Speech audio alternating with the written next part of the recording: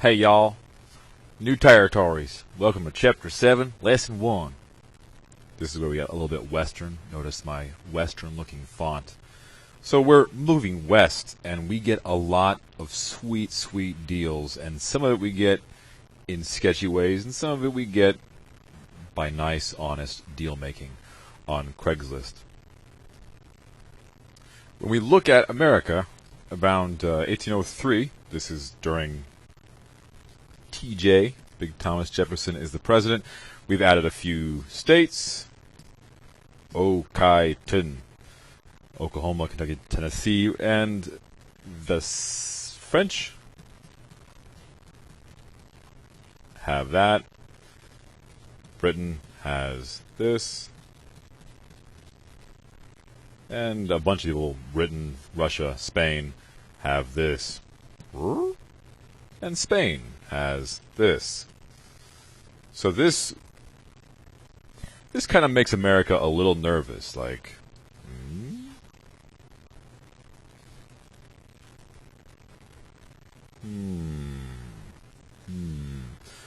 kind of makes us nervous to have these guys so close to us, because when they're over in Europe, they often have a bunch of wars. So wouldn't it be nice if we just, had all of this right here for ourselves? That idea is called manifest destiny. It kind of says, you know what, we're doing pretty well, and it's kind of our destiny to keep on trucking all the way from coast to coast, from sea to shining sea. But that's not that's a long ways off. It's going to take about several decades to get there. Your notes look kind of like this, and we're going to fill in the things that are missing. What new territories became part of the United States between 1801 and 1861? That's the beginning of the Civil War. First one is Louisiana Purchase. This is the one that Jefferson bought. Napoleon's fighting a war over in Europe, needs the money, and so he's willing to sell it to Jefferson. Jefferson does not, he's not a Federalist. Jefferson doesn't think government should do anything that's not in the Constitution. And yet he sees this sweet deal and says, I guess I'll take it, and he buys it. And then he has the good sense to realize we need someone to go out there and look at what we bought. So he sends Lewis and Clark to go out and look at it. And they go up the Missouri River, across the Rocky Mountains, and out to Oregon. And they come back and tell us what they found. Now, Florida, this is one of those kind of sketchy things. Florida is owned by the Spanish, but the Spanish are having all these problems with South America and these rebellions that we've inspired. And they kind of are looking to sell, but then this guy, Andrew Jackson,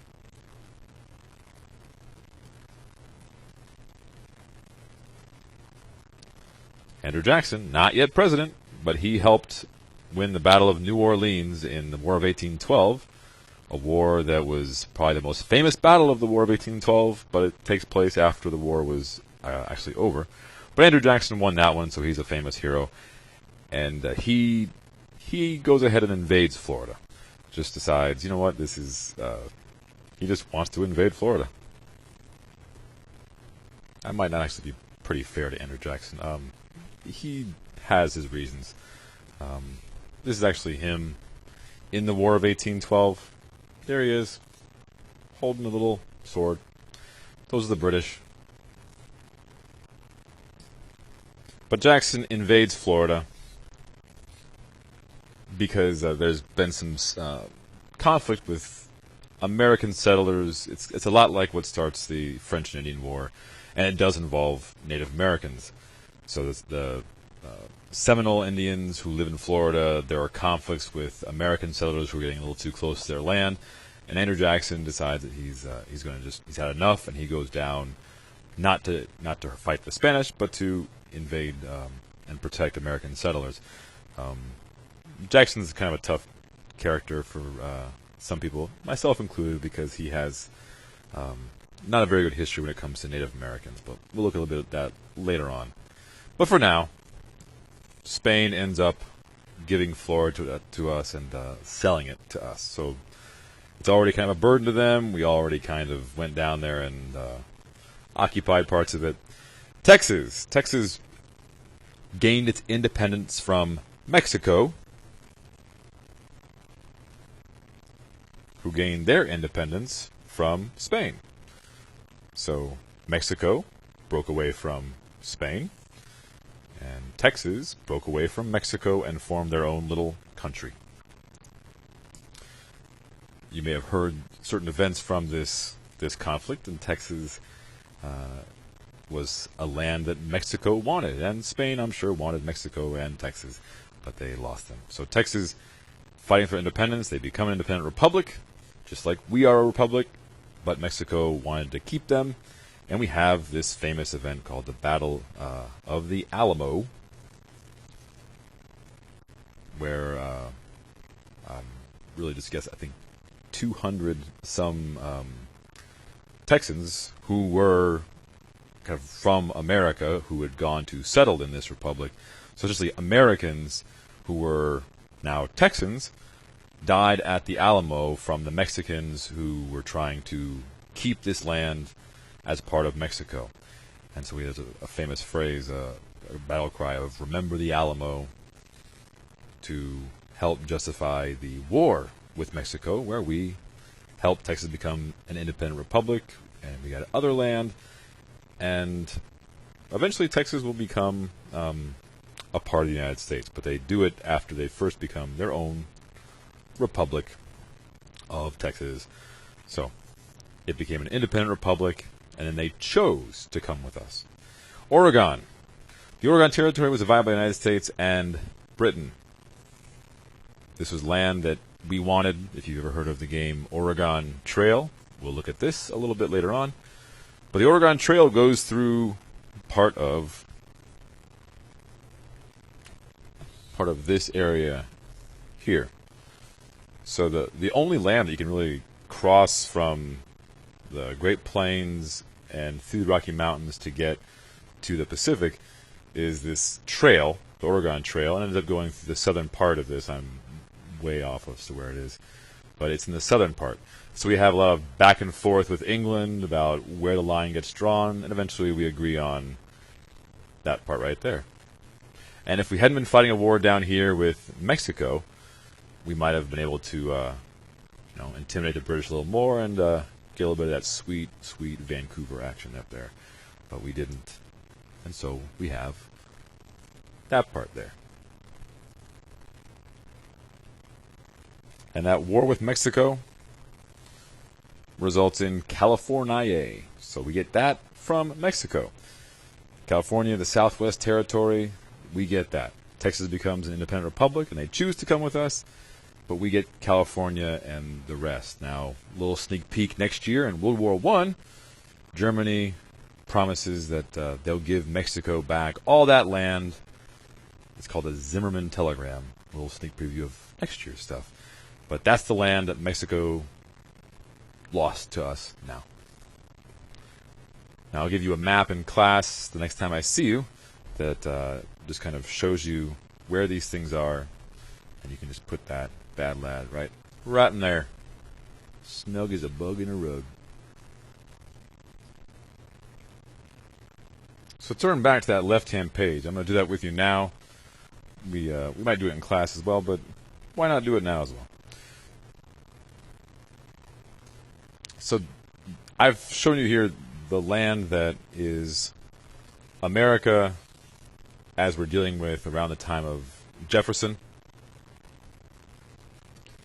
And I'm going to show you some of those natural barriers just so you kind of see why we care about latitude, longitude, what that does. So I set you up with some of the markers just to be able to do here, but you got to draw the lines and connect the dots. The first one is the 49th line of latitude. And this is, why is that not working? Oh, it's white. It's a white line. There we go. So the 49th line of latitude, I am not happy. Now I'm happy. There we go. So connect the dots, from 49 to 49. that marks that border we had with England that says that's how far up we go. So the reason why that line is straight is because it's a man-made line. You can't find that line. We just know that that's the 49th degree north line of latitude. Then if we do the 42, this is 42 degrees north latitude. Connect that to 42 there. Then 111. Now this is going to be one of those lines that hangs long, like Long John's, that hangs down. This is a line of longitude. It's long. Longitude. It tells you how far west you are, the prime meridian. And we're going to do it just from here. 111 to 111. There's obviously not obviously. This line goes from pole to pole, but I'm just looking at this little segment here. So from the Continental Divide down to the Rio Grande on 111. So when they're making these treaties about, well, what land do I get before you stop shooting me in this treaty, this is how they do it. They'd say we'll have 111 degrees west longitude, that hangs long, and it'll go from that part of the Continental Divide down to the Rio Grande, and that's how we know where that part of the border is. And then this little part of Texas, if we go to 109 degrees west longitude down to this little river. And this could be embarrassing again, but I think that's the Arkansas River. Then we go from the Arkansas River at 100 degrees west longitude. And you go from there to the Red River. And there we go. Those are our man-made borders. Let's do the water bodies. So the part that's Texas is from 109 west longitude to 100 degrees west longitude. And that marks that northern part of Texas. Then you drop down, like Chutes and Ladders, down to the Red River. And this part of the Red River starting at 100 degrees west longitude down to the Gulf of Mexico. That would mark the northeastern border of Texas. And then the coastline, and now for the western southern border would be, but the Rio Grande goes the other way, down the Rockies to the Gulf, baby. A blast from the past. That makes Texas. And what makes Louisiana? If I follow the Mississippi River past the Missouri River, Missouri loves company. Whoop, faked you out. And then up to the 49th parallel. And let me pull out my brown. So this next divide is the Continental Divide, and it's not a body of water, but that would mark the border of the Oregon Territory and the Louisiana Purchase. And then Florida.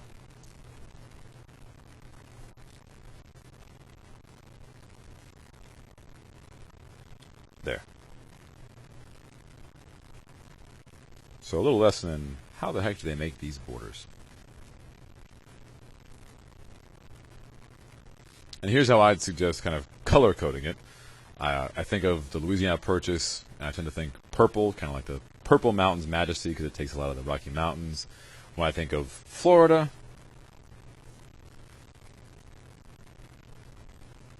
I think of the oranges. So I make it orange. And Texas, I'm not sure how I remember Texas. Maybe like whoopsie daisies.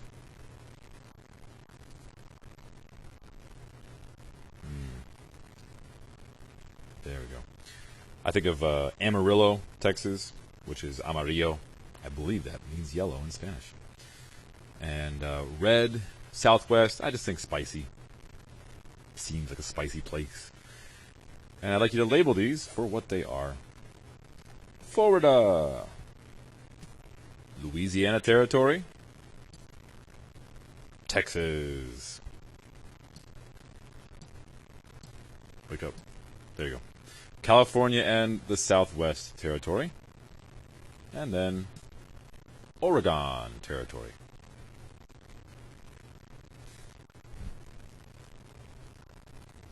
And we'll do the rest of that in class. Have a good day. We'll see you for lesson 2.